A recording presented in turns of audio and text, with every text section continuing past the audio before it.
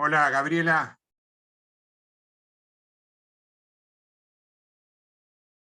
¿Me oís? Sí, Alberto. Sí, estoy. Oh. Te cuento que ayer Vicente te recordó porque se trató un tema sobre jurisdicción marítima y decía la chica del puerto, era vos. No sé cuándo vamos a hablar con Eugenia, porque Vicente, te informo, nos reconoció como grupo por la interacción y nos propuso reunirnos después del examen en una reunión, Qué bueno. alguna pantagruélica, así que hay que pedirle a Eugenia cómo comunicarnos, porque no tenemos mail, no tenemos teléfono, nada. Que la Debe turca también haber en intervenga. el correo de campus, debe estar el correo de él. Yo no sé Después cómo nos hallar eso. tendríamos que fijar, No, ¿no? de pedir a Eugenia, en todo caso, si te acordás. ¿Qué tema vieron ayer? Vimos Poder Judicial 116 nada más, el artículo 116. Ninguna cosa extraña. Ninguna cosa extraña. Ah, bien. A ver, te digo, 115, 116 era. Sí, las atribuciones del Poder Judicial. Desmenuzó todas las atribuciones. No es ninguna cosa del otro mundo. No pudo más, seguramente Eugenia va a retomar porque faltan cosas de Poder Judicial. Así que hay que decirle a ella que en todo caso repase el 116. Bueno, me voy a llevar a Nahuel y vengo. Dale. Estoy, acá estoy. Pero al final no fuiste, ¿no vas a ir? No, estoy saliendo, sí, estoy saliendo. Dale. Le Dejo avisamos. abierto todo para... Dale.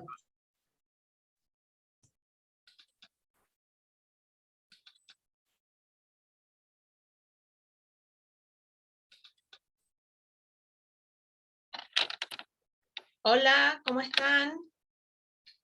¿Me escuchan? Hola, ¿Me ven Eugenia, bien? ¿cómo estás? Hola, profe. ¿Cómo andan? Hola, Cada buenas vez tardes. Alberto va a hacer un mandadito y ya viene. estaba escuchando, Estamos como en casa. estaba escuchando la Nos final. avisamos. Bueno, me ven bien porque sigo con ese problema que yo no me veo, pero yo los veo a ustedes y no me veo. Estoy enfocada en otro. No, sí, se te ve bien. Bueno, pocos soldaditos hoy. 1, 2, 3, 4, 5, 6, 7, 6. Bueno, estamos en horario. Algunos tuvimos final y capaz que rendimos economía, algunos. Ah, bueno. Capaz que por eso. Pienso yo. Está bien. Bueno, la idea de hoy es continuar con lo que es derecho parlamentario. Acuérdense que esta semana me van a ver 3 días seguidos, mañana y pasado. Y Daniel me asignó para la semana que viene algunos temas con relación a Poder Judicial que él no llegó. A mí concretamente lo que dispuso es todo lo relativo a Consejo de la Magistratura y recurso extraordinario. Eso es lo que me asignó. Y me hizo especial hincapié, que siempre me voy un poco de tema, pero bueno, voy a tratar de circunscribirme a lo que él me dijo, que de recurso extraordinario veamos como la parte de fondo, todo lo que es la cuestión federal, que no entre ni en plazos, ni interposición, en todo eso, porque a ver, para que se entienda. Cuando ustedes vean recurso extraordinario, ¿por qué lo vemos acá en esta materia? Porque en definitiva, con el recurso extraordinario lo que se tiende a mantener la supremacía constitucional. ¿Se acuerdan lo que hablamos en la bolilla 3? ¿Qué pasa? Ustedes recurso extraordinario después lo van a ver en elementos, lo van a ver en procesal. Entonces toda la parte, me refiero de términos, de interposición, de cómo hay que constituir el domicilio, todo eso hace ya más a la parte de los presupuestos formales o de procedimiento que no hacen propiamente a esta materia. Entonces me hizo especial hincapié que haga mucho énfasis en la cuestión federal y el tema de fondo. Entonces, para ir como... ahí se van conectando más. como para ir armando los temas, la idea de hoy es continuar con derecho parlamentario, ver sobre todo el tema de las inmunidades, bueno, algo sencillo, retribución de los legisladores, y después incompatibilidades, pero lo más importante de hoy sería inmunidad de opinión, arresto y desafuero, ¿no? Que vamos a ver bien 68, 69, 70. La clase de mañana, yo ya quiero entrar en todo lo que es clasificación de leyes y procedimiento de formación y sanción de las leyes. Eso sería para mañana.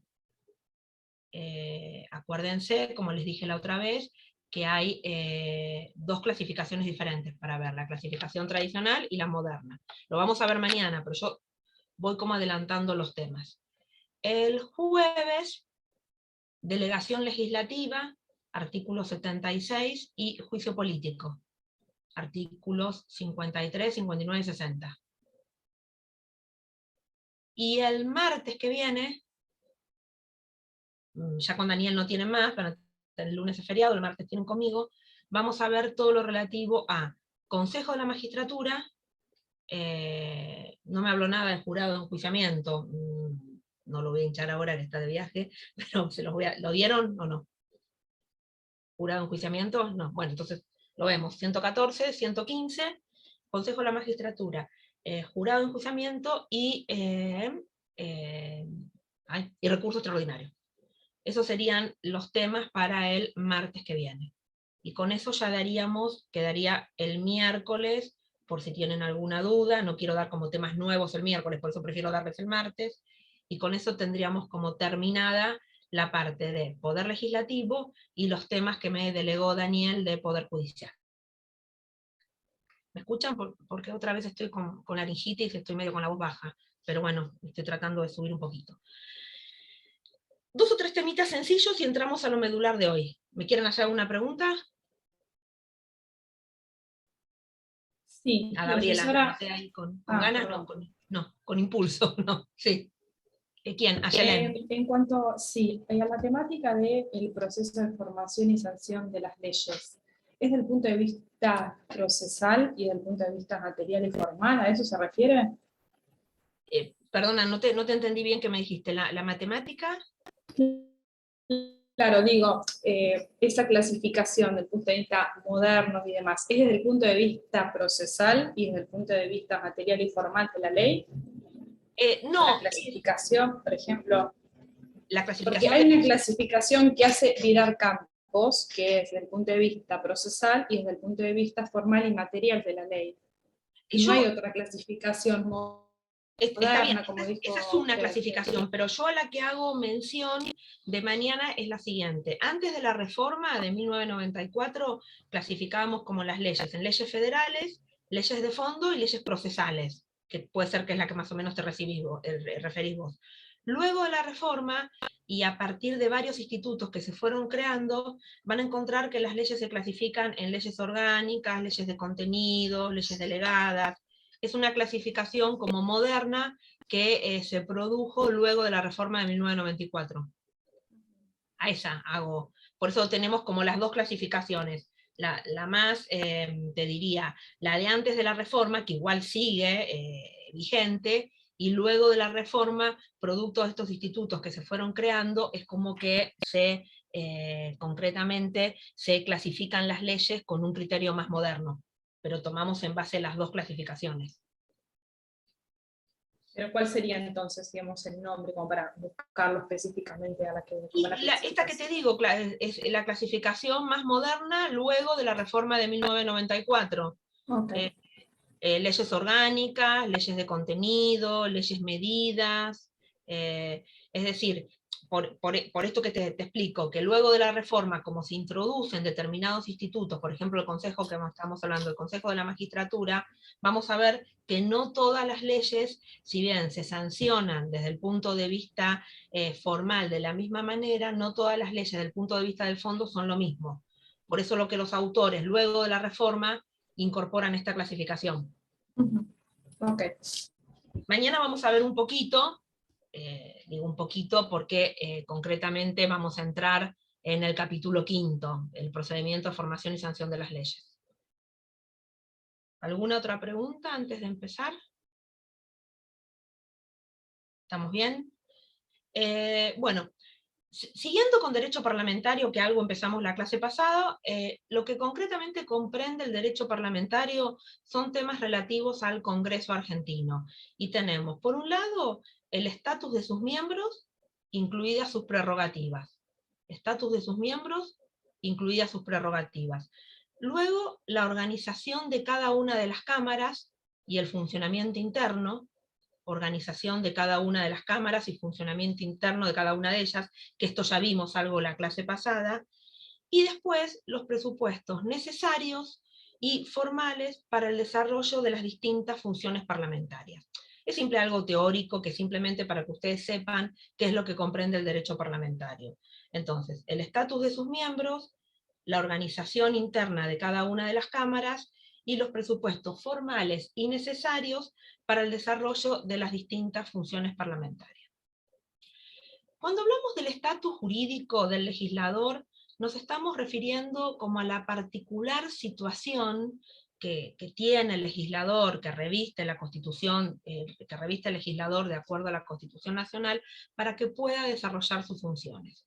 Entonces, cuando hablamos concretamente del estatus jurídico, tenemos que pensar, que lo vamos a ver hoy, ciertas incompatibilidades que va a tener, que las vamos a encontrar en la Constitución Nacional. Por un lado también la percepción de un sueldo, que es la retribución de los legisladores, la famosa dieta de los legisladores, y también protecciones individuales y colectivas. Entonces, cuando nos estamos refiriendo a esto que yo les digo, al estatus jurídico del legislador, es la particular situación que tiene el legislador para que pueda desarrollar sus funciones. Y se relaciona con la percepción de un sueldo, con ciertas incompatibilidades que tiene con relación a su ejercicio, y protecciones individuales y colectivas. Con relación a la remuneración de los legisladores, lo van a encontrar en el artículo 74. Esto es sencillo, le hago como una pasadita, como para ya entrar en lo medular. ¿Quién lo puede leer, el 74?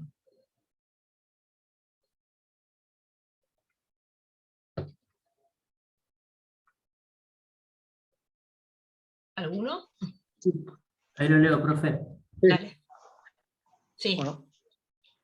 Dice, los servicios de los senadores y diputados son remunerados por el Tesoro de la Nación con una dotación que señalará la ley. Bueno, los legisladores, ustedes saben bien, que reciben por sus servicios, es decir, por su trabajo, una retribución que es pagada a través de fondos del Tesoro de la Nación y es fijada a través de leyes del Congreso, ¿no? Aparte de los legisladores de tener esta retribución, y esto últimamente ha sido muy criticado, ellos reciben otra contraprestación, que esa contraprestación no es en dinero efectivo, sino que son en ticket de pasajes en diferentes medios de transporte, que hasta hace poco los podían ellos cambiar al 100% de los pasajes no utilizados, es decir, eran tickets, me refiero de avión, terrestre, pero sobre todo, bueno, los más suculentos económicamente eran los tickets de avión. Bueno, estos tickets ellos los cambiaban y con eso seguían como engrosando esa dieta o esos servicios. Bueno, esto hasta hace un poco tiempo se realizaba, después atento la sociedad y el reclamo social, lo que se hizo que se fijó un límite y por ende no pueden cambiar la totalidad de esos tickets de los diferentes medios de transporte para sumarlo a sus retribuciones. Esta retribución que tienen los legisladores no goza de... Perdón, ¿se cambiaban por dinero? Sí. Se cambiaba por dinero, Sí. Se cambiaba íntegro por dinero todos los pasajes que no usaban. Entonces, lo que se hizo, no me acuerdo, les digo la verdad, el porcentaje, pero ahora se fijó un determinado porcentaje en cuanto que no se pueden cambiar en forma íntegra. Si no se usan, esos medios de transporte quedan sin usar. Les decía que la retribución de los legisladores lo que no tiene es intangibilidad constitucional. Como si ustedes deben haber visto, Gabriela, ¿me querés hacer alguna pregunta? No, quería hacer un comentario que algunos legisladores donan los pasajes para que si alguien tiene que hacer algún trámite en el Congreso, pueda utilizarlos. Sí, sí, sí. Lo que pasa es que lo que estaba muy mal Pero visto, la mayoría pasaba era lo que usted dice. Sí. claro, que se cambiaban íntegramente, es decir, el pasaje en usado iba y se cambiaba por dinero. Entonces eso prácticamente abultaba la retribución ya económica que de hecho ya tenían. Y acuérdense que ellos mismos, que ahora lo engancho con el tema que sigue, se fijan por ley la Claro. suba de sus retribuciones. Que dicho sea de paso dice dieta, digo de dieta cómico, pero para mí de dieta no tiene nada. Bueno, un chiste.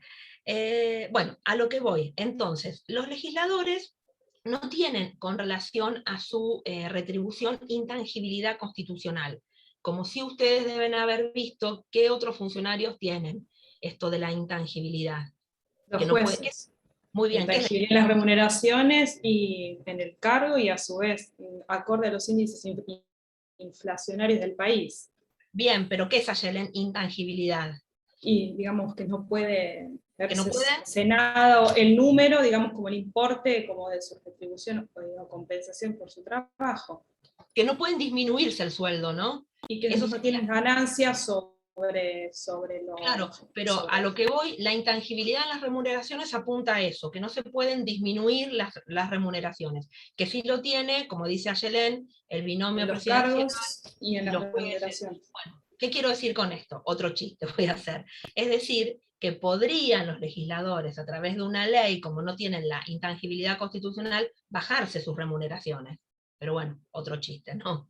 Porque en definitiva lo que vemos que nunca, porque, ¿qué quiero decir? Que la intangibilidad en las retribuciones no la tienen garantizada constitucionalmente. Entonces ellos a través de una ley podrían bajarse las remuneraciones y no estarían violando la Constitución Nacional. Bueno, de hecho es otro chiste porque esto nunca pasa. Ustedes saben bien que lamentablemente, como ellos mismos se fijan por ley las retribuciones, esto aumenta continuamente, se lo fijan y es pagado por todos nosotros con fondos del Tesoro Nacional. Ahí por el artículo 36, que ustedes lo van a ver, si Dios quiere, en la segunda parte, ya el cuatrimestre que viene, cuando lo vean en humanos, es un artículo que fue incorporado por la reforma de 1994, y este artículo manda el dictado de una ley de ética pública, que de hecho esta ley, se han dictado varias leyes de ética pública, con el fin esto que les digo de, por ejemplo, de restringir los regalos, las donaciones a los legisladores, es decir, que esto que se cumpla y que sea de lo más transparente y blanqueado lo máximo posible, ¿no? Es decir, esta ley de ética pública marca determinado control con relación a las donaciones o regalos que se le podría realizar a los legisladores. Esto es el artículo 74. Y ahora sí, entro en lo más medular que les quiero hablar hoy, que es todo el tema de las prerrogativas parlamentarias. Primero, que entendemos lo pueden encontrar como prerrogativas, privilegios, a veces el término no es tan técnicamente correcto, o inmunidades parlamentarias. Insisto, prerrogativas, inmunidades o protecciones parlamentarias. En sí, son protecciones especiales que establece la Constitución Nacional, cuyo fin es conservar la independencia y seguridad, no solamente del órgano a lo cual pertenecen los legisladores, sino también de, en definitiva, su carácter de legislador. Es decir, vamos a ver que estas inmunidades o prerrogativas tienen como un fin histórico, que en definitiva se establecieron en el Parlamento, es decir, me refiero, vienen de Inglaterra, pero el fin concretamente era de evitar las continuas intromisiones de la corona hacia el Parlamento inglés. Porque, insisto con esto, la idea de estas privilegios o inmunidades parlamentarias es precisamente esto de asegurar la existencia y la independencia del órgano legislativo. Acuérdense que lo vamos a repetir varias veces mañana, que el órgano legislativo tiene esa función específica, pero no es la única de la función legislativa. Entonces les decía que nacieron ante la necesidad de proteger al Parlamento de las continuas presiones de la corona, y podemos encontrar que son de dos clases: las personales, a favor de cada uno de los miembros, y se encuentran en forma expresa en la Constitución Nacional, y las colectivas, a favor de la de la Cámara como cuerpo y se encuentran en forma implícita. Entonces, las personales, a favor de cada uno de los miembros, que se encuentran en forma expresa en la Constitución Nacional, y las colectivas, a favor de la Cámara como cuerpo y contenidas implícitamente. Vamos a ver las prerrogativas individuales, estas que yo les decía, las que son establecidas en función de cada uno de los miembros. Les decía, vuelvo con esta idea que se repite continuamente, que no se fijan con relación a la preferencia de cada uno de los miembros del Congreso, sino por la finalidad, por la función que estos miembros del Congreso tienen que cumplir, ¿no? Que es esta función legislativa. Y sirvieron precisamente, o la idea es para consagrar la independencia y la existencia misma del órgano al cual pertenecen. Con relación a estas inmunidades, para que vayan teniendo idea, los artículos las encuentran en el artículo 68, que vamos a desarrollarlo bien, inmunidad de opinión, y en el artículo 69, inmunidad de arresto, y en el artículo 70, de desafuero. Inmunidad de opinión, artículo 68, inmunidad de arresto, artículo 69, y desafuero, artículo 70. Importante determinar que la reforma de 1994 con relación a estas inmunidades no reformó nada, no modificó, solamente sí las extendió a 2 funcionarios más. Bueno, 2 funcionarios en cuanto a la categoría. Uno sería el defensor del pueblo, el artículo 86, y otros los miembros del Ministerio Público. Por eso no son 2 funcionarios, quise decir 2 a nivel rama, artículo 86 y artículo 120. Importante de determinar, les sigo desarrollando y después vamos a ver una y otra. Importante determinar de cada una de estas inmunidades que rigen en todo el territorio del país, porque estamos hablando de las inmunidades a nivel nacional, a nivel federal, a diferencia de las inmunidades provinciales que solamente rigen dentro del territorio de cada una de las provincias. ¿Qué quiero decir con esto? Si ustedes se fijan, por ejemplo, las inmunidades que tienen los legisladores bonaerenses, van a leer el artículo 97, que van a tener estas inmunidades, pero solamente dentro del territorio de la provincia de Buenos Aires. Como nosotros estamos hablando de las inmunidades a nivel general o a nivel federal, van a encontrar que gozan de extraterritorialidad. Y otra cosa importante a determinar de estas inmunidades, que no ceden ante la declaración de un estado de sitio. Ni la inmunidad de opinión, ni la inmunidad de arresto y desafuero. Entonces, para irlas ubicando, las encontramos en los artículos 68, 69 y 70. Acuérdense que la reforma de 1994 no las modificó, sí que las extendió al defensor del pueblo en el artículo 86, y a los miembros del Ministerio Público del artículo 120. Otra cosa a determinar antes de ver las inmunidades, que estas cláusulas constitucionales, antes toda la parte de procedimiento, eran reglamentadas a través del Código Procesal Penal. Si los códigos procesales penales reglamentaban todo lo relativo a las inmunidades, sobre todo la inmunidad de arresto y el desafuero. Pero en el año 2000 se sancionó una ley, que solamente yo les voy a mencionar 2 o 3 puntos de la ley, que es la ley de fueros, es la ley 25.320, ley de fueros, ley 25.320, y con la sanción de esta ley, esta es la ley que pretende ser integral, lo que hace es una reglamentación integral de todo lo relativo a inmunidad de arresto, desafuero y juicio político. Entonces, recapitulando para que se entienda, antes del año 2000, todo lo relativo a cómo se reglamentaba la inmunidad de arresto y desafuero era a través del Código Procesal Penal Nacional. Luego, a partir del año 2000, con la sanción de la ley de fueros, la ley 25.320, es la que reglamenta todo lo relativo a inmunidad de arresto y desafuero.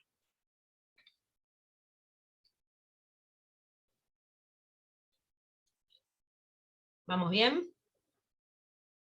Hasta ahora es como una explicación en general. Ahora sí, vamos a cada una de las inmunidades, que esto es lo importante.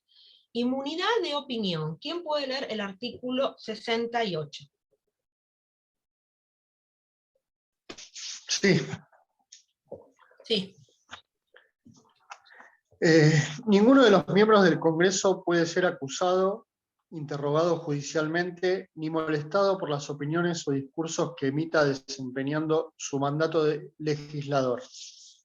Bueno, esa está consagrada así, es la inmunidad de opinión, o la inmunidad de expresión. Acuérdense que no sufrió reforma por la última modificación de 1994, y esto es, ¿alguno tiene idea, antes que yo les explique de qué se trata, la inmunidad de opinión o de expresión, en qué consiste? ¿A ustedes qué les parece?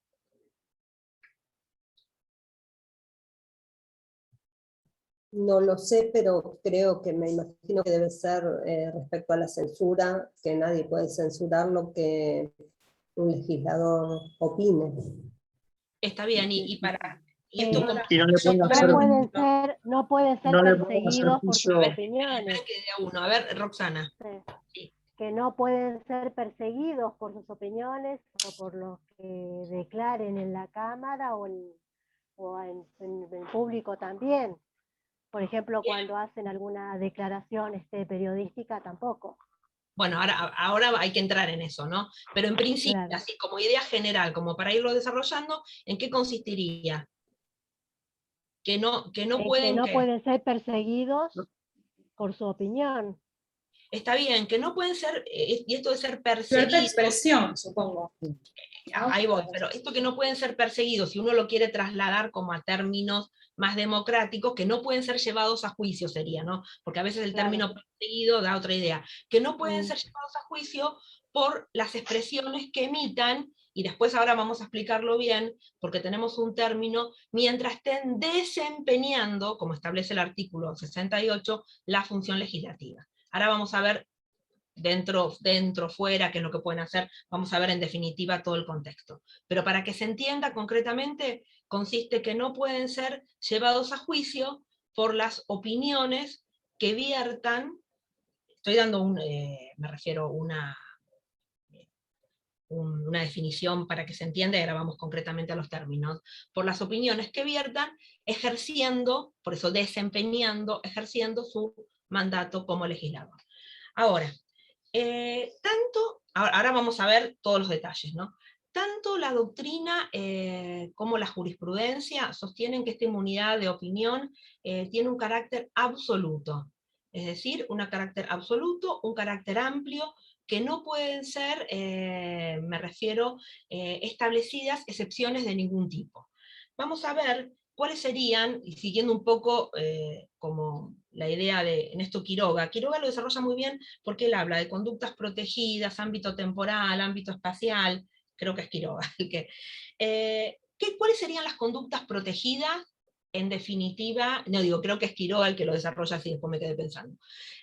¿Cuáles serían las conductas que protege este artículo 68? Bueno, comprende un poco lo que decía Roxana. Toda manifestación de ideas puede ser escrita, puede ser verbal, pero el término fundamental es que esté desempeñando su tarea legislativa. Eso es lo que establece, insisto, el artículo 68. Entonces ahora sí acá tenemos que determinar cuándo un legislador está desempeñando su tarea legislativa. Puede ser, ejemplos, cuando esté dentro de una comisión, no sé, preparando un proyecto de ley, elaborándolo, estudiándolo, también cuando esté en pleno en la Cámara, votando un proyecto de ley, debatiéndolo, también cuando se publican en la prensa los fundamentos de las votaciones de un legislador, eso también sería desarrollando su tarea legislativa. ¿Qué quiero decir con esto? Que la tarea legislativa puede ser dentro o fuera del recinto, no es necesariamente que esté dentro del recinto legislativo. Lo importante es que no esté, o por decirlo de otra manera, cuando no estaría desempeñando su tarea legislativa, concretamente, por ejemplo, cuando está ejerciendo la actividad privada. En ese caso, no estaría desarrollando su función legislativa. Por eso yo les dije, les pongo varios supuestos, por ejemplo, estudiando un proyecto de ley dentro de una comisión, debatiendo un proyecto de ley, cuando se le publican las ideas en la prensa, puede estar capaz que en una conferencia de prensa, pero está, me refiero, exponiendo su voto, fundamentando su voto.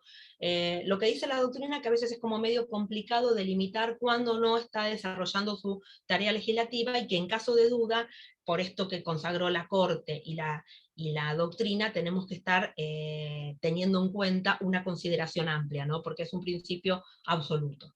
Eso entonces sería con relación a lo que sería, o para determinar cuáles serían las conductas protegidas.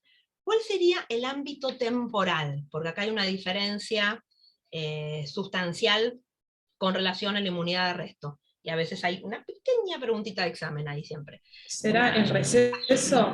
¿Eh? ¿Será en época de receso? No, porque tiene que estar, tiene que estar desarrollando, como dice el artículo 68, desempeñando su función legislativa. Yo lo que digo es, ¿desde cuándo hasta cuándo? Y vamos a ver cómo funciona una y otra, y les decía la pequeña a veces preguntita en el examen con relación a esto. ¿Qué les parece a ustedes esta inmunidad de opinión? ¿Desde cuándo se extiende? ¿O a partir de cuándo se extiende? ¿Cómo dice el artículo 68?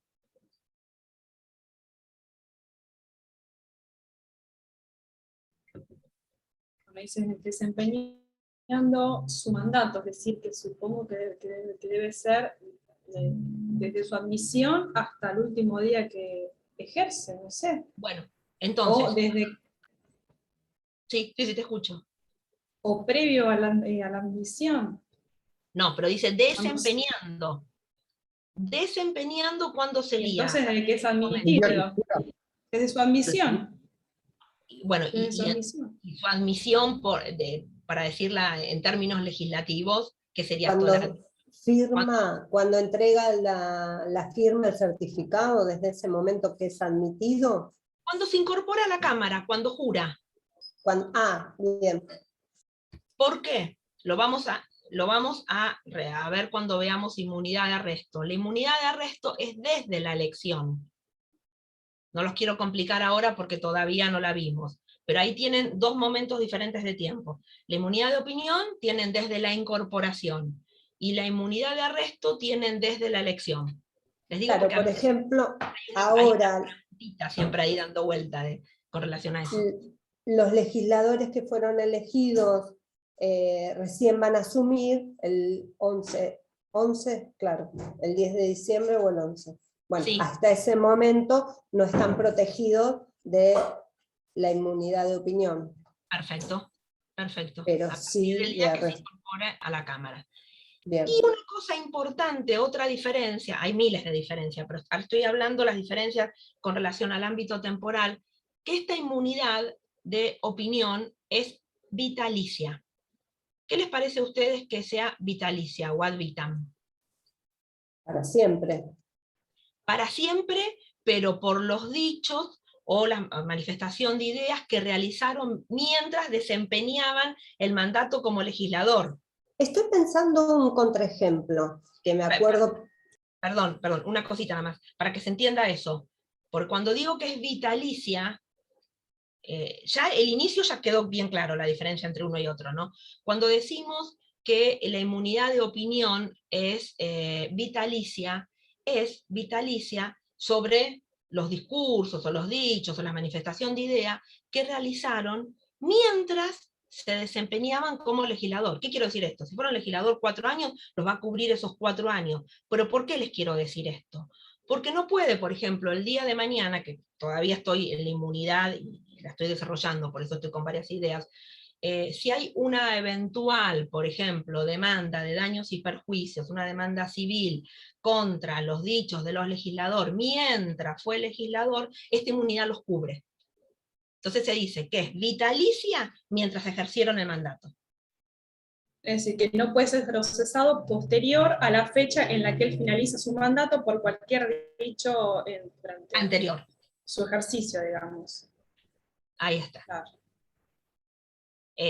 Bueno, después vamos a ver que no los quiero ir, voy con las dos inmunidades medio paralelas. En la inmunidad de arresto no, porque si fuese así en la inmunidad de arresto, ahí tendríamos una violación a la igualdad ante la ley. Entonces quiero voy a volver a repetir esta idea cuando veamos inmunidad de arresto, pero quiero que les quede bien claro cuál es la fecha, cómo se extiende una y otra. Eso es lo que Quiroga habla como ámbito temporal. Ámbito espacial. Volvemos a lo mismo. Vamos al desempeñando, y acuérdense que pueden ser todas las opiniones que realice el legislador dentro o fuera del recinto legislativo. Es decir, no necesariamente tiene que estar dentro de la Cámara para desempeñar su mandato. Y otro punto que establece Quiroga con relación a la inmunidad de opinión es el alcance de la protección. Y esto que yo les decía, alcance de la protección, ahí llegó Alberto. Estamos como en casa. Hola, perdón. No, no hay problema. Después pida la primer parte de la inmunidad de opinión, que es importante. Está. Entonces, lo que yo les decía, que lo que ha dicho la Corte con relación al alcance de la protección consiste en que los legisladores expresen sus opiniones y discursos sin que puedan ser llevados a juicio ni siquiera una sola vez vencido su mandato. Es un poco lo que hablábamos al principio, ¿no? Que cuando yo les fui como explicando cómo funcionaba. Importante, y a no equivocarse, con relación a la inmunidad de opinión, no procede el desafuero del artículo 70.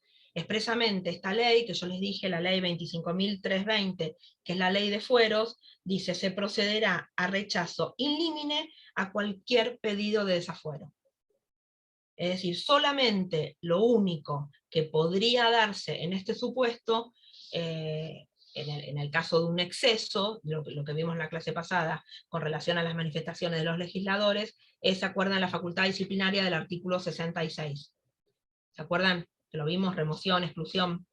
Pero el desafuero, conforme está en el artículo 70, que ahora se los voy a explicar cuando lleguemos a inmunidad de arresto, no procede para los casos de inmunidad de opinión.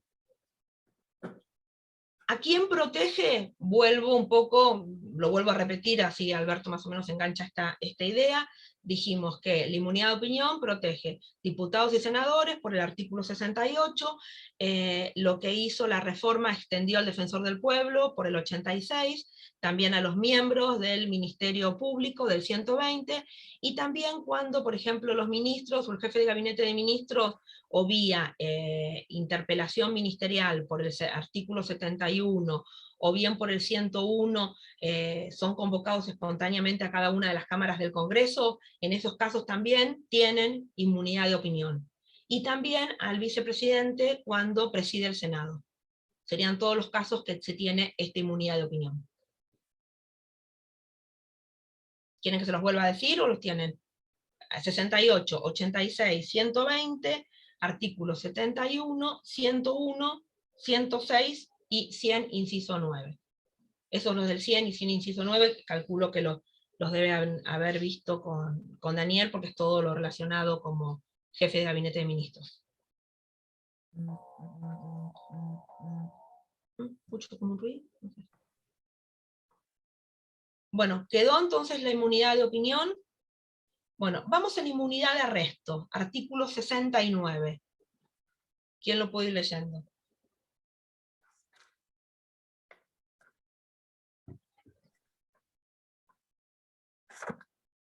Ningún senador o diputado, desde el día de su elección hasta el de su cese, puede ser arrestado, excepto el caso de ser sorprendido infraganti en la ejecución de algún crimen que merezca pena de muerte, infamante u otra aflictiva, bueno, de lo que se dará cuenta a la Cámara respectiva con la información sumaria del hecho.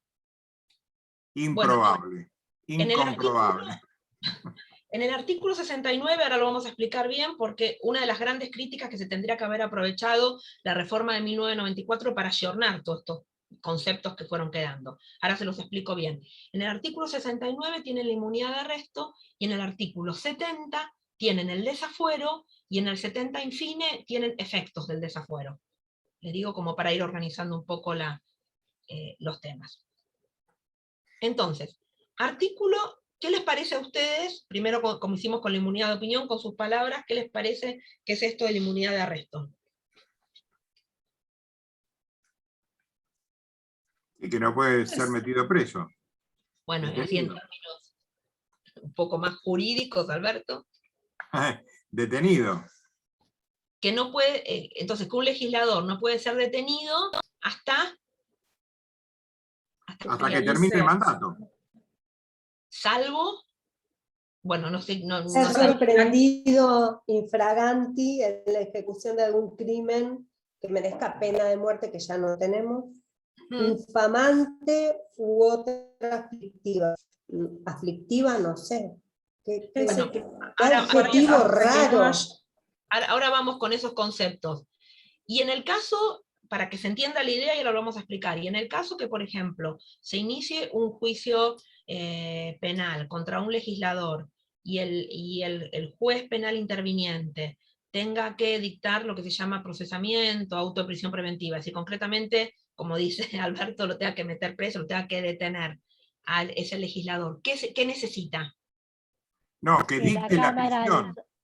No, que pedir el desafuero. Congreso Pedir el desafuero. Pedir el desafuero a la Cámara respectiva. Esto. Ahora vamos a ver en qué términos y todo, pero para que se entienda.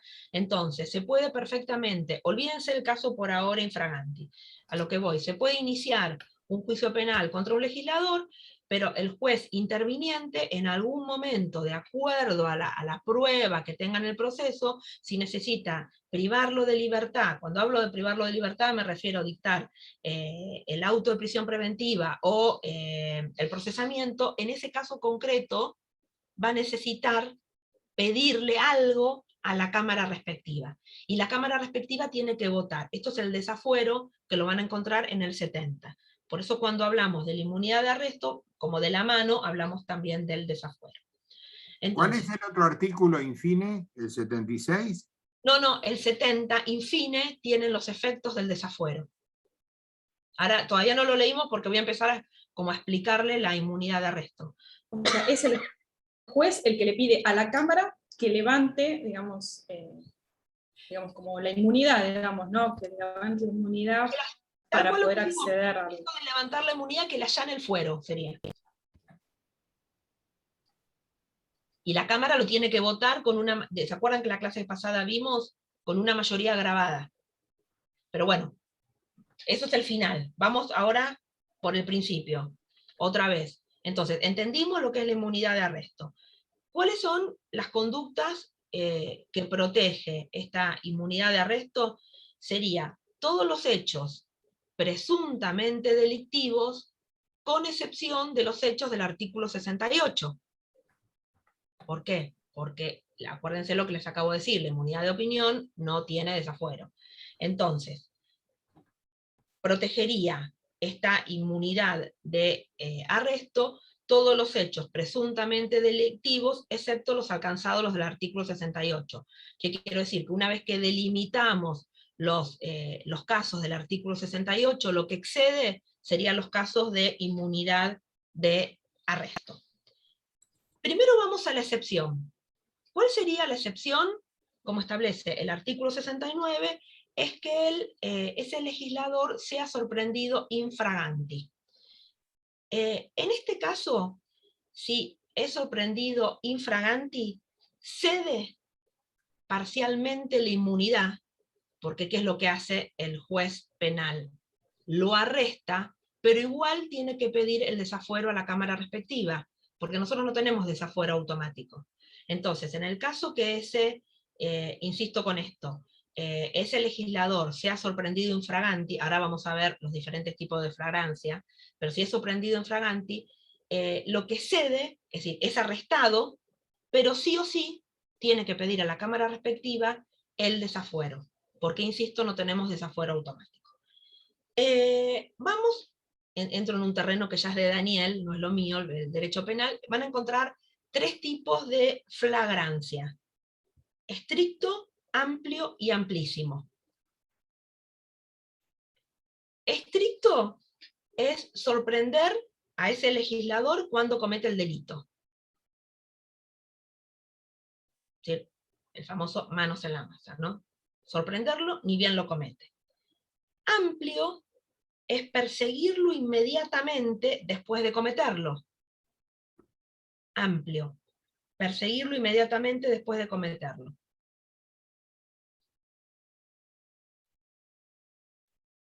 Y el tercero, que sería amplísimo, encontrarlo inmediatamente después de cometerlo,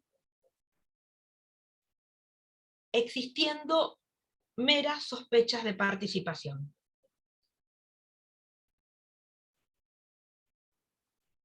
Encontrarlo inmediatamente después de cometerlo, existiendo meras sospechas de participación. Bueno, el artículo solamente contempla los dos primeros supuestos mencionados, es decir, el estricto y el amplio. Vamos con los términos que, insisto, la crítica que se le hace a este 69, que se tendría que haber aprovechado la ley declarativa de necesidad de la reforma para ayornar todos estos temas. Pena infamante no van a encontrar en el derecho argentino. En sí son, cuando habla de los artículos 29, cuando son los delitos, por ejemplo, contra delito de traición a la patria, van a encontrar como pena aflictiva, pero como pena infamante así no.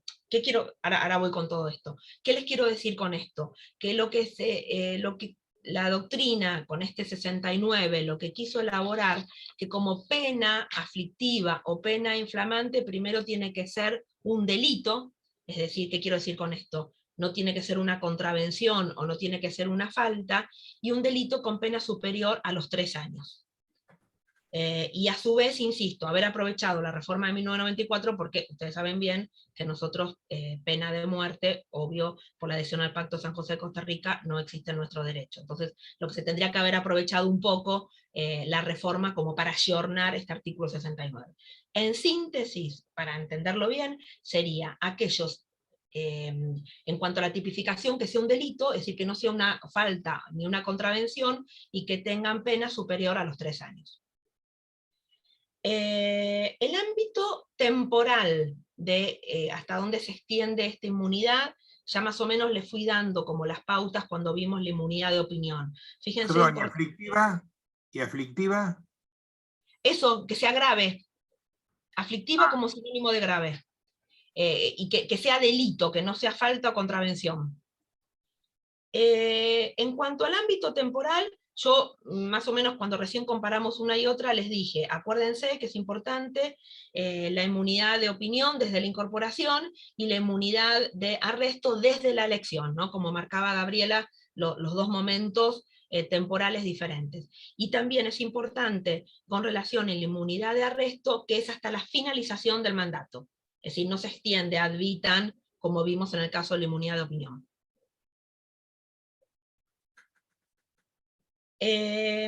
Ámbito... Perdón, ¿cómo dijo eso, profesora? ¿El qué? Eso último.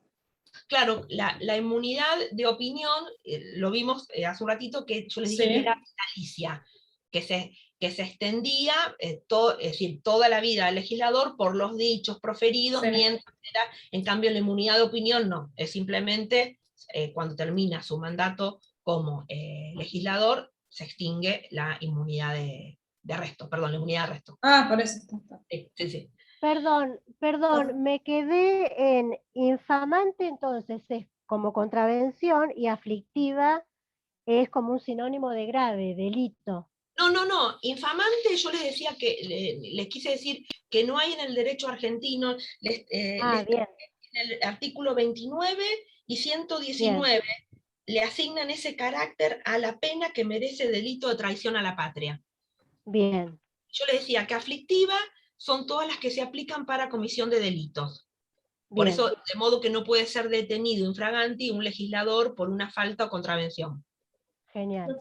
Profesora, sí. Perdón, que me queda... Pregunta. Sí. No, que me quedé con una duda, digamos, que el hecho de que sea vitalicia, ¿no es lo mismo hasta la finalización del mandato? No, porque ¿O es que se puede procesar luego de la finalización del mandato? es un poco como veíamos hoy el caso. Por ejemplo, supongamos que se le inicia, esto que decíamos, llevado a juicio, se le inicia una denuncia al legislador por el discurso que dio cuando estaba votando una ley, y se le inicia 5 años después. A lo que voy, si fue, en definitiva, mientras estaba desempeñando su mandato, como dice el artículo 68, lo sigue cubriendo, aunque sea en tiempo posterior. Sí. Por eso Bien. decimos que es vitalicia, pero sí Okay. por el término de su mandato. Por eso es importante, creo que es un gerundio, me parece, que es desempeñando, como establece el artículo 68, que ahí nos marca el desempeñando la tarea legislativa, ¿no? Es decir, el desempeñando es cuando él fue legislador, lo sigue cubriendo en el tiempo. Es Todo decir, ese periodo, claro. claro. La inmunidad de arresto no, es decir, puede ser procesado por algo que hizo durante su mandato, pero no penado, digamos, durante su mandato, sino posterior. Bueno, puede ser. hay como que explicar dos o tres cositas, pero esperamos un segundo con la inmunidad de arresto, que sigo avanzando, porque ahí lo tenemos que enganchar con el desafuero, por eso les digo que no es tan así.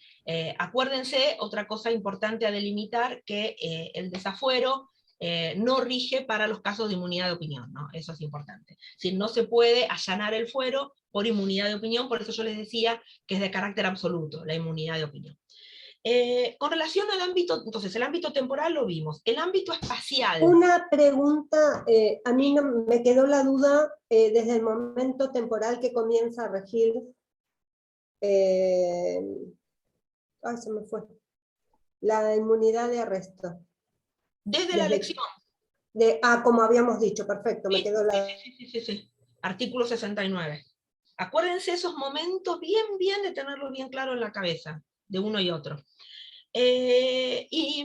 Ámbito espacial, es decir, esta inmunidad de opinión, ¿de dónde lo protege? Bueno, un poco lo que hablamos hoy con relación a la inmunidad de arresto. Puede ser dentro o fuera de recinto, o lo que se denomina también in itinere. In itinere es cuando va, por ejemplo, de su casa al trabajo. ¿Sí? ¿Qué quiero decir con esto? Que con relación a la inmunidad de arresto está protegido en cualquier lugar y circunstancia. ¿Sí, Alberto?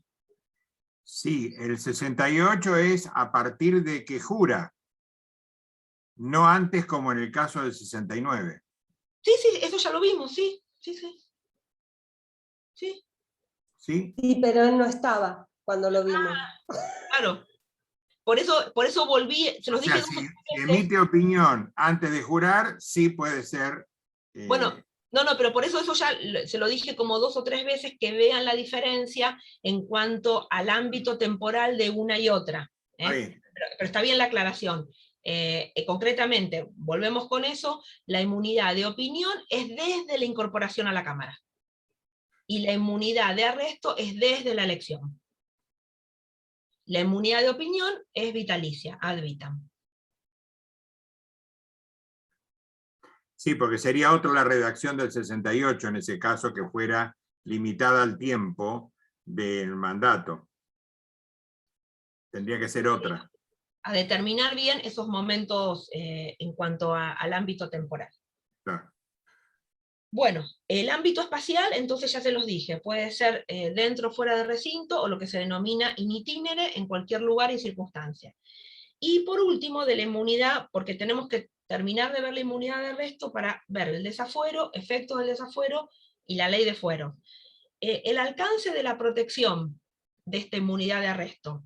Entonces yo les decía que lo que tienen los legisladores consagrado constitucionalmente es la inmunidad de arresto. ¿Qué significa esto?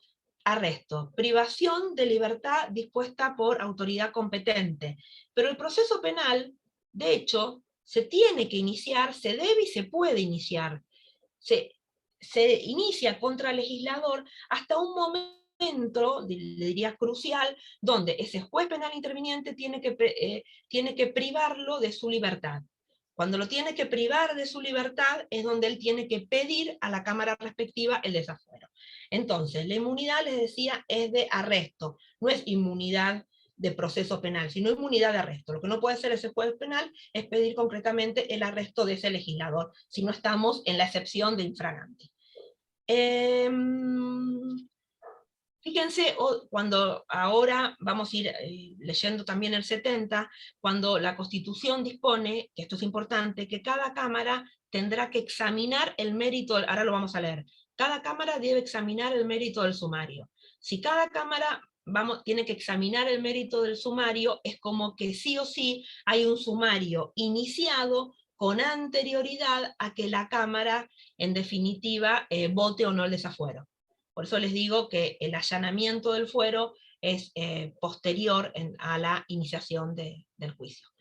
¿Quién puede leer ahora sí, vamos entrando en el 70, desafuero, pues le fui dando como términos que todavía no lo leímos. Dale, Ayelén. La lectora oficial. El 70 Sí. Tiene linda voz. dice, gracias. Cuando se forme querella por escrito ante las justicias ordinarias contra cualquier senador o diputado, examinado el mérito del sumario en juicio público, podrá cada Cámara, con 2/3 de votos, suspender en sus funciones al acusado y ponerlo a disposición del juez competente para su juzgamiento. Bueno, Es lo que pasó con Debido. eso es lo que ustedes van a encontrar. En el artículo 70, ahora lo vamos a definir, el desafuero, y en el 70, en fin, los efectos del desafuero. Entonces, para ir entendiendo el desafuero, es una atribución privativa de cada una de las cámaras esto es importante, de suspender a sus legisladores. Hablo de suspender y no remover. Ojo, no equivocarse. Este desafuero, que yo creo que ya la clase pasada se los dije, del artículo 70 con el 66, que son las facultades disciplinarias que tiene cada una de las cámaras sobre sus miembros. Entonces, insisto con esto, el desafuero es una facultad privativa de cada una de las cámaras de suspender a sus legisladores, a sus miembros, y ponerlos a disposición del juez penal competente. ¿Para qué se ponen a disposición del juez penal competente? Para el juzgamiento de los hechos involucrados en el sumario examinado. Esto es lo que estoy leyendo, lo que dice el artículo 70. Ahora lo vamos a ver de qué se trata. Entonces, para juzgamiento por los hechos involucrados en el sumario examinado. Importante, el desafuero funciona como un antejuicio ante la necesaria solicitud del juez penal interviniente. Es decir, vamos a situarnos en un juicio penal.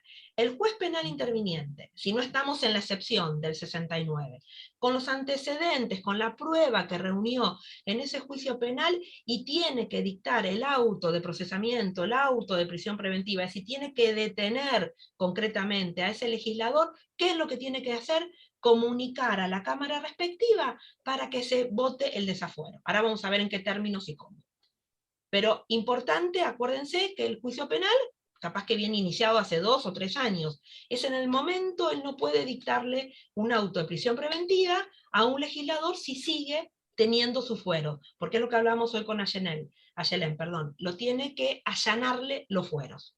Entonces, otorgar o no el desafuero es una facultad privativa de cada una de las cámaras. Que sea privativa es una facultad discrecional, pero tiene que ser votada y tiene que ser fundada. ¿Qué quiero decir con esto que tiene que ser fundada? No puede la Cámara en forma arbitraria votar un desafuero. ¿Por qué tiene que ser fundada? Porque se va a basar la Cámara respectiva en esos antecedentes, que ahora vamos a ver qué son cuando lleguemos a la ley de fuero, que le envía el juez penal interviniente. Es decir, concretamente, cuando en la parte que dicen examinado el sumario, ahora vamos a ver qué es eso del sumario, son los antecedentes que el juez penal interviniente le envía a la Cámara respectiva, y en base a eso la Cámara tiene que votar. Por eso, ¿Una pregunta? Sí, ya voy. Por eso le decía que el desafuero es importante, tiene que ser motivado y fundado. Sí, Mauricio.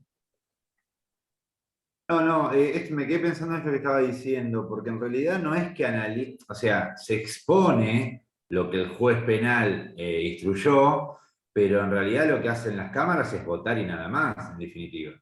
Si Sí, desafueran o no. sí, sí, pero Ah, sí, pero a ver, no es que votan y nada más, analizan toda la actuación. Por eso ahora, cuando yo llegue a la ley de fueros, lo que tiene que el juez penal, le copia certificada de todo labrado de ese expediente penal, lo tiene que comunicar a la cámara respectiva. claro, pero pregunto, por ejemplo, ahí viene la pregunta, digo, la cámara, sea cual fuera, ¿puede devolver el expediente al juez diciéndole, no, esto está mal o no es válido? No, no, No, no, no no, tiene no, no, a ver, competencia. no es que puede decir no está malo el válido, lo que puede es no votar el desafuero. Ah, por Porque eso digo, claro. porque todavía no llegué a las mayorías y eso. Lo que hace la Cámara es, concretamente por el artículo 70, dice, examina el mérito del sumario. Cuando esto de examinar el mérito del sumario, lo que hace la Cámara es examinar todas las copias de ese expediente, ya que capaz que viene hace 2 o 3 años, que se viene labrando contra ese legislador. Y vota o no el desafuero. Lamentablemente, es una mayoría agravada, no es de las mayorías simples, y el desafuero después termina siendo un tema partidario. Pero a lo que voy, y después sigue Una cuestión política. una cuestión política, y después vamos a ver qué pasa con ese legislador que capaz que se le votó el desafuero y después si puede volver o no ingresar a la Cámara, en el caso que sea absuelto. Son como varias aristas que se dan. Entonces, voy despacio. ¿Cómo? ¿Se llega como a la instancia de juicio oral? Ahí en ese caso podría aún, digamos, aunque las cámaras se nieguen, digamos, al allanamiento, digamos, o sea, en caso que el juez ya, digamos, que ya pase como a la etapa como de juicio oral, en ese caso sí podría, aunque la cámara se niegue, digamos, a liberar Es decir, para ser clara, un allanamiento de fuero. El juicio penal puede avanzar de tal manera hasta que el juez penal tenga que en definitiva privar de libertad a ese legislador. Ahí en ese punto, si lo tiene que privar de la libertad, no lo puede privar de la libertad si mantiene los fueros, lo tiene que allanar, es decir, le tienen que quitarle los fueros. Para quitarle los fueros es con el desafuero que se tiene que votar en la Cámara respectiva. Ahora bien, si no se le quitan los fueros, porque, como hablábamos con Mauricio, un tema político y capaz que no se consigue en la mayoría, el juicio sigue, y de hecho hasta sigue avanzando el juicio, y muchas veces cuando termina su mandato como legislador, ahí vamos a ver qué pasa con el tema penal. Pero para ser clara, lo que en un desafuero no, el legislador no pierde su calidad como tal. Lo que se le quitan son los fueros, la inmunidad de arresto y la inmunidad de opinión. Ahora, el Pero, voto no tiene que estar fundado, como decías. bueno, ahora voy con esa parte, pues son como varios temas. Entonces, les decía que la Cámara es una facultad discrecional, pero, insisto, el desafuero tiene que ser motivado y fundado, porque concretamente el artículo 70 dice que las cámaras tienen que examinar el mérito del sumario. Cuando es esto, examinar el mérito del sumario, es como que tienen que analizar, en definitiva, todo lo actuado por el juez penal interviniente. Sí, Ahora pero bien, eso no deviene que tenga que emitir una conclusión. no, tienen que votar por la Es el afirmativa voto. o por la negativa, si lo desaforan o no.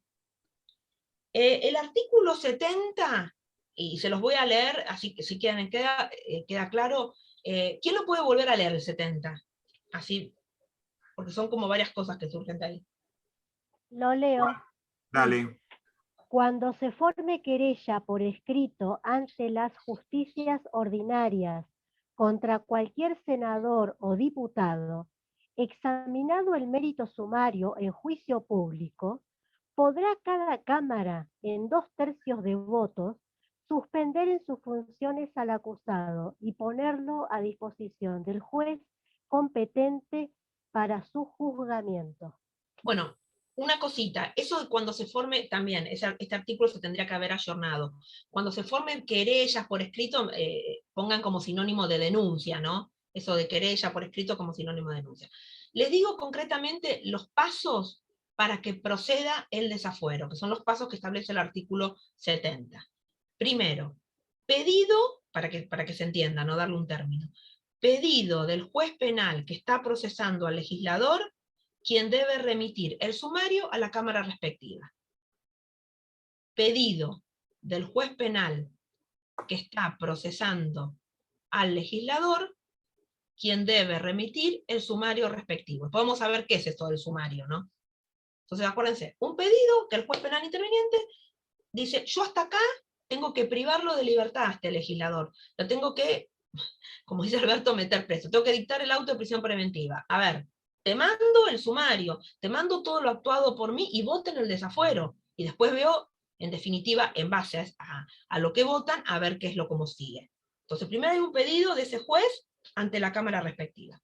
¿Qué es lo que hace la Cámara? Recibido él mismo en juicio público habla, así que no pueden ser en sesión secreta, debe examinar el sumario y evaluar, debe examinar el sumario y evaluar el mérito aprobatorio de la acusación para verificar si prima facie la misma tiene seriedad. Entonces les decía que recibido el mismo, la Cámara, en juicio público, debe examinar el sumario y evaluar el mérito probatorio de la acusación para verificar si prima facie la misma tiene seriedad. Acuérdense, sesión pública, por esto de los actos de gobierno.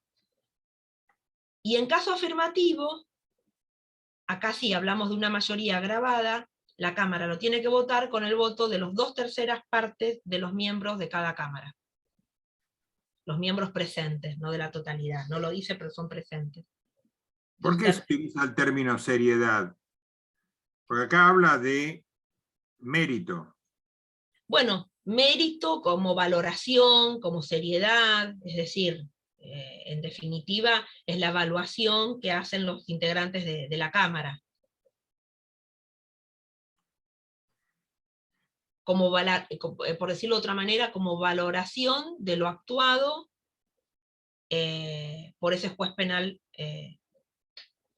interviniente. ¿Esos 2/3 de votos es agravado o es la mayoría, los 2/3 de los presentes? 2/3 ya es agravado por el solo hecho de serlo. ¿Se acuerdan que la clase pasada, cuando vimos mayorías, vimos que la mayoría simple es mayoría absoluta de los presentes? Siempre que hablamos de 2/3 es agravado. Y a su vez los 2/3 pueden ser presentes o de la totalidad. Estos serían 2/3 de los presentes. De los presentes.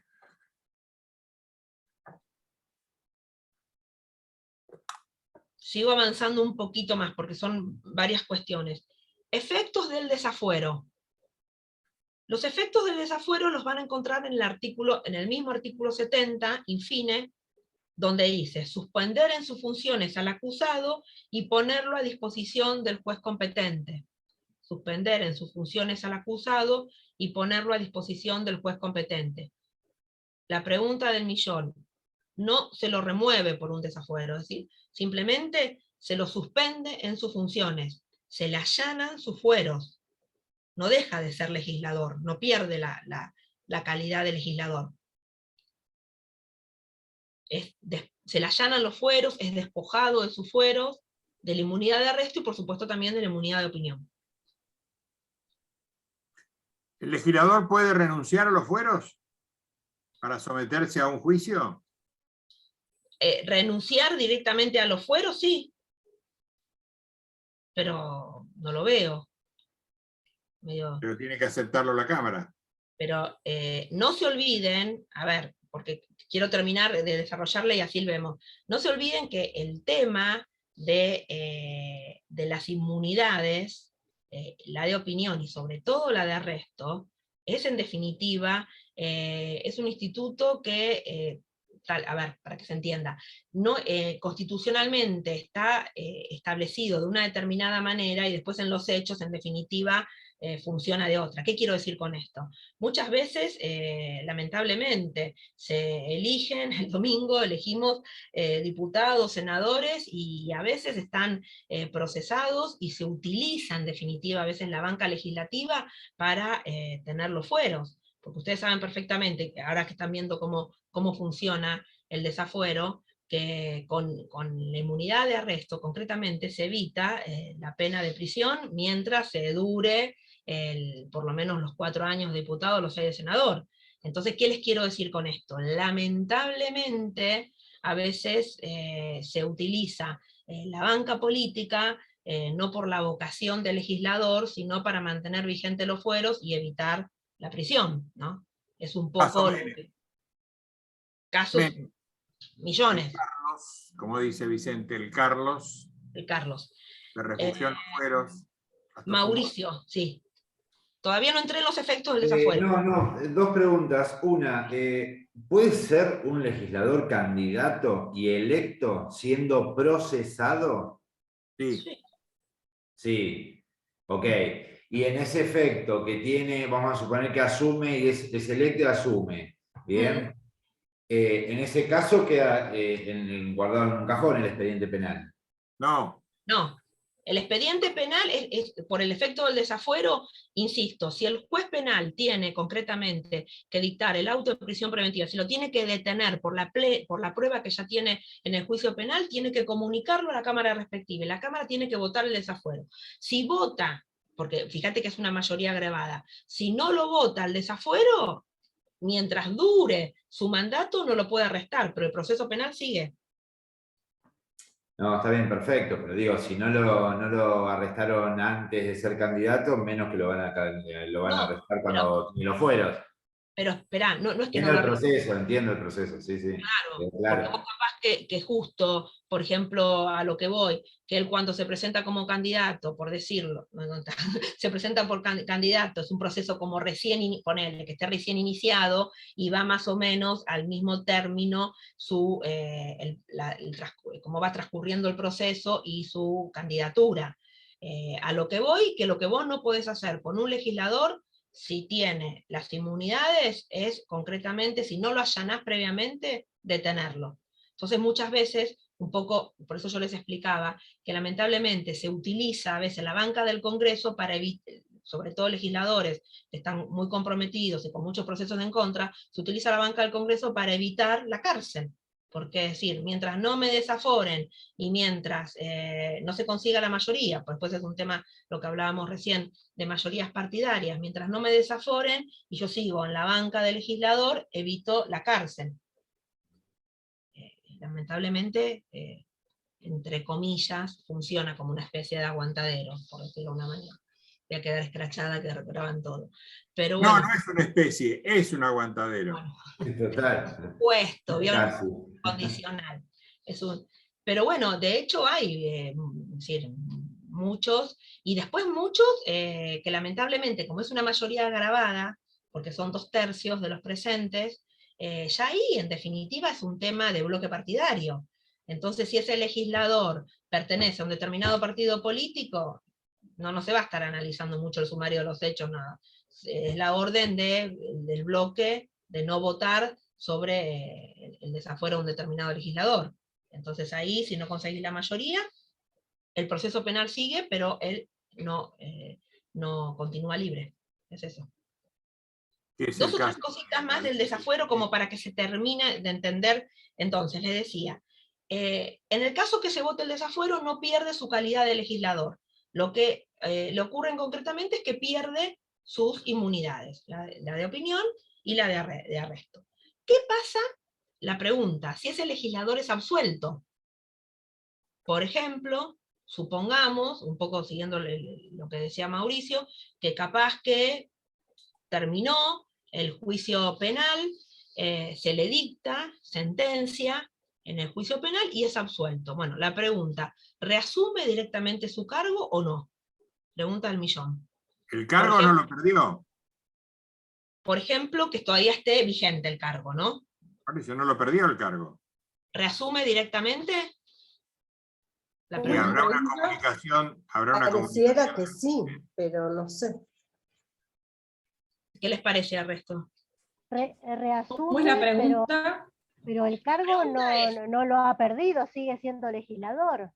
La pregunta es, por ejemplo, si dura el proceso, fue desaforado, fue preso, después siguen las actuaciones, se dicta sentencia en el juicio penal y se comprueba una sentencia absolutoria, no es condenado. Y todavía está vigente el cargo, sea de diputado o de senador. ¿Puede reasumir su cargo? El cargo siempre lo tuvo. Lo que tiene es la suspensión de la suspensión.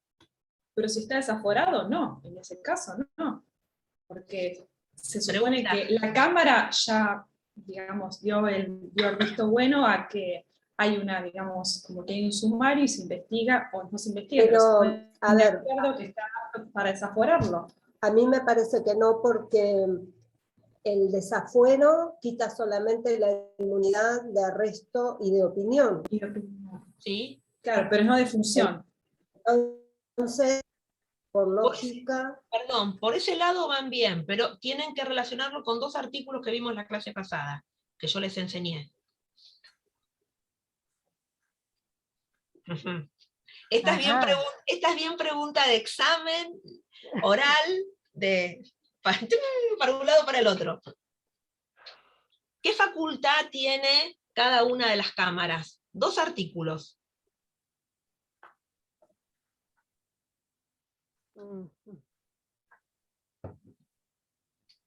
En cuanto a las facultades privativas, acá Sí. dice ¿Se refiere? en el 64, Bien. el rechazo del legislador. Bien, acuérdense 2 cosas que pueden pasar ahí. Que cada una de las cámaras por el 64, ¿se acuerdan que es juez de las elecciones título de sus miembros? Entonces, acuérdense ese control que hablamos la clase pasada de los requisitos constitucionales y también del caso UCI, ¿no? Que abrimos la puerta a todo lo de inhabilidad moral. Y hay otro artículo que también ustedes saben que es el 66. ¿Qué quiero decir con el 66? Que puede considerar cada una de las cámaras que de acuerdo a ese expediente, capaz que no hay delito, pero sí considera un caso de inhabilidad moral sobreviniente a la incorporación. Entonces lo puede remover o excluir. Acá, claro, justo estaba leyendo. Claro. Entonces acuérdense cómo es complejo. las facultades que tienen las cámaras, ¿no? Por el Es 64, más que suspenderlo, es quitarle la función. Excluirlo o removerlo, porque puede decir, bueno, para el juez penal no hay delito penal, pero de acuerdo a lo obrado, nosotros consideramos que es una causal de inhabilidad moral sobreviniente a la incorporación, votamos y lo excluimos por el 66. Entonces, ¿qué quiero decir con esto? Que la reincorporación de ese legislador no es automática. Tiene que pasar el filtro del 64 y el filtro del 66. Ahora, en el caso que tenemos próximo, de hace 4 o 5 años ya, o 6. ¿De quién? Del actual vicepresidente. La Cámara rechazó el pedido del juez, habiendo presentado el expediente que pedía la prisión preventiva, con el argumento de que la prisión preventiva no era prisión. Porque eso todavía no llega a la ley de fueros. Eso lo que hay una nueva no doctrina. Consideró los argumentos, o sea, no discutió los argumentos. Lo que pasa que hay una nueva doctrina. Ahora voy a entrar en la ley de fueros, que aunque sea unos minutitos me quedan, que lo que se sostiene que el llamamiento a declaración indagatoria no es una medida restrictiva de la libertad. Entonces, en ese sentido, no lo consideran a los efectos del desafuero. Esa es una nueva interpretación que se le está haciendo a la ley de fueros. Claro, la prisión preventiva no está en el código. No, la citación indagatoria. Sí, pero establece una prisión preventiva para la indagación. No, puede ser citación indagatoria y que no sea prisión preventiva. No, la petición era prisión preventiva. no indagatoria. En el caso concreto no, pensé que hablábamos de la ley de fuero en general. No. Era prisión preventiva y se discutió que la prisión preventiva no estaba en el código, sino que era una... Porque es una nueva interpretación de la ley de fueros. ¿Cómo? Una nueva interpretación de la ley de fueros. Que es la ley... creo que no estaba. Yo les expliqué que la ley de fueros del año 2000, 25320, es la ley que regula todo lo relativo a la inmunidad de arresto y desafuero. Ajá. Lo último, para ir terminando esto, 2 o 3 cositas nada más. La ley 25.320, que es esta ley de fueros, simplemente el detalle que da. Cuando dice que el tribunal tiene que solicitar el desafuero a la cámara respectiva, esto que hablamos, mérito del sumario, dice, acompañando el pedido, las copias de las actuaciones labradas, expresando las razones que justifican la medida.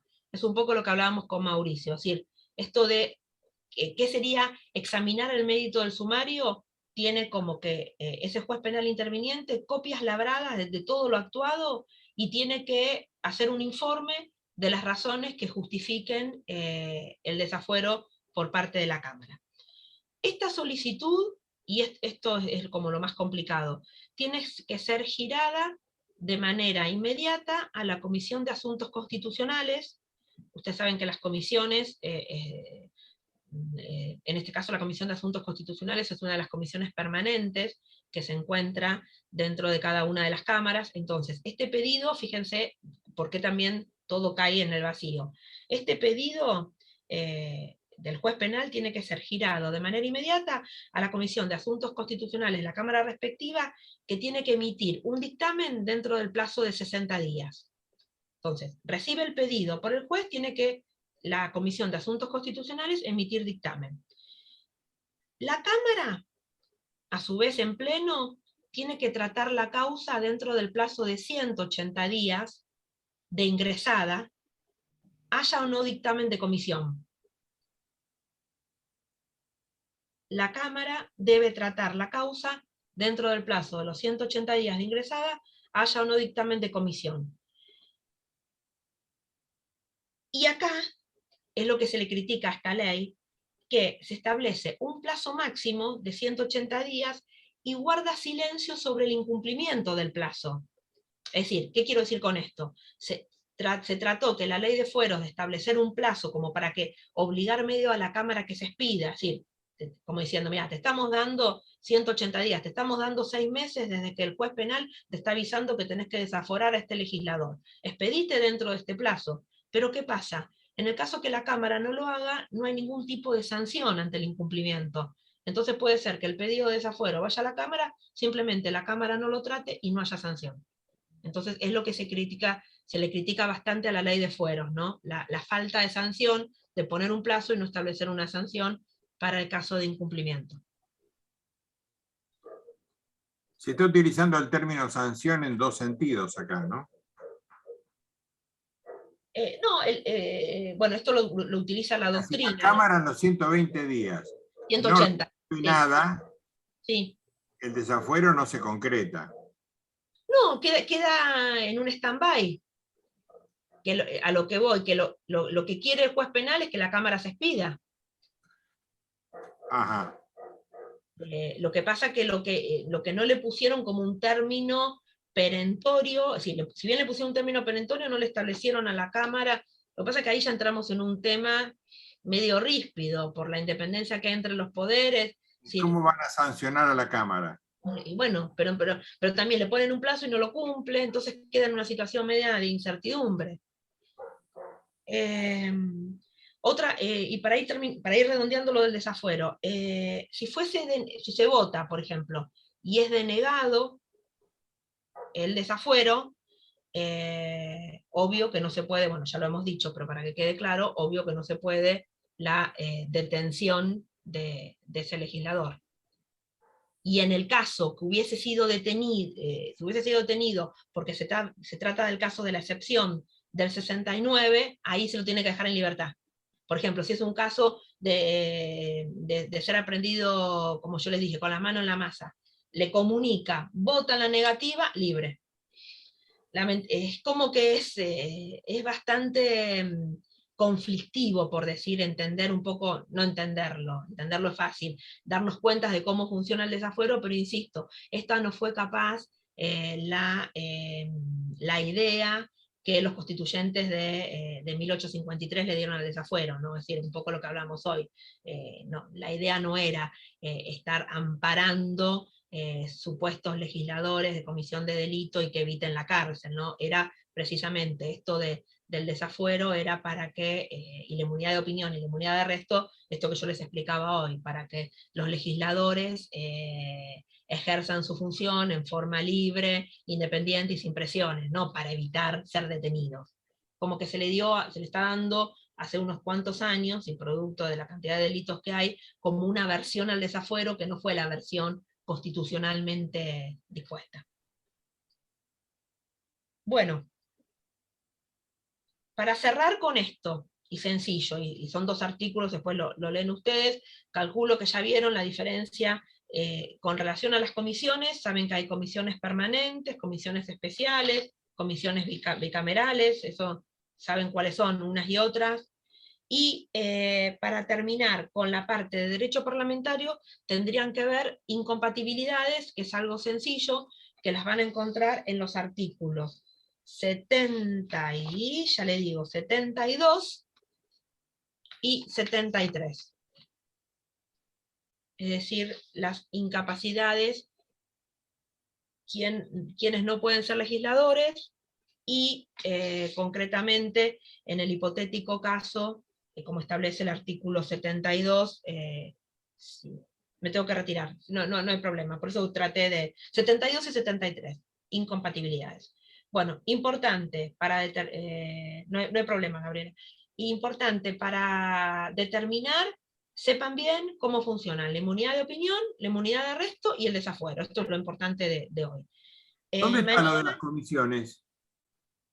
Eso lo pueden encontrar en cualquier libro, es algo, simplemente se los comento, los reglamentos internos de cada cámara surgen que los legisladores pueden establecer comisiones. Pueden ser comisiones permanentes, como esta que les mencioné, de asuntos constitucionales, de juicio político, de legislación en general, una comisión bicameral, por ejemplo, lo deben haber visto con Daniel, para todo lo que es el seguimiento de los DNU, y una comisión especial para tratar un determinado fin. Eso es la facultad, ¿se acuerdan que vimos la clase pasada? Que tienen los legisladores cuando sancionan su propio reglamento, a partir de eso le da la posibilidad de crear comisiones.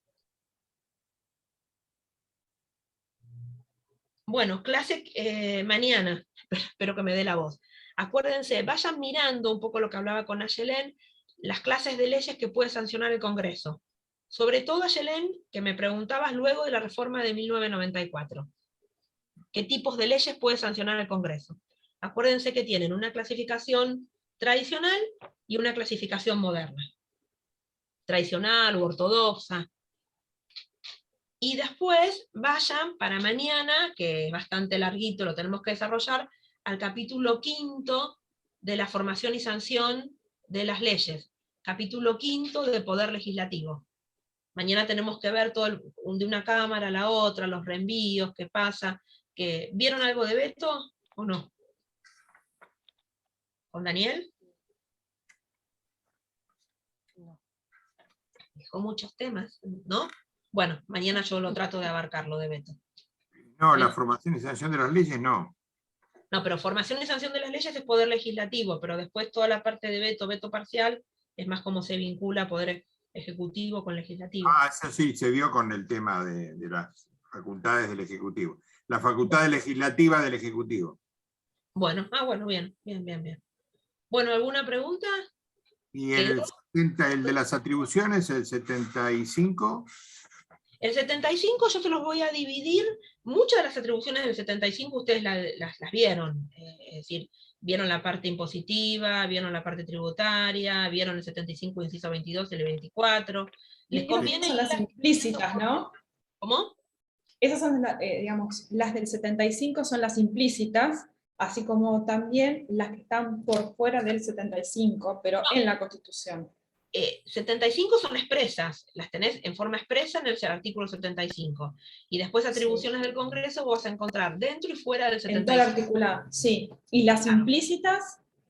Y el 75 inciso 32, que son los poderes implícitos del Congreso. Está bien, solamente ahí nada más, en el inciso... El 75 inciso 32 le da la Constitución la facultad al Congreso de de tener atribuciones implícitas. Pero después lo importante de determinar con relación a las atribuciones, que van a encontrar atribuciones, por ejemplo, en el 3, en el 5... Claro, o sea, por fuera del 75, pero son explícitas. Sí, en el artículo 75 van a encontrar explícitas o expresas, es decir, tienen 32 incisos para ir leyendo, y después pueden encontrar también otras atribuciones, por ejemplo, gobierno, intervención federal, artículo 6. Ahí tenés una facultad del Congreso, si no está en receso, que está fuera del 75. Por fuera del 75. Claro. Okay. Bueno, ¿alguna otra pregunta? ¿La ley de fueros tiene solamente 7 artículos o busqué mal?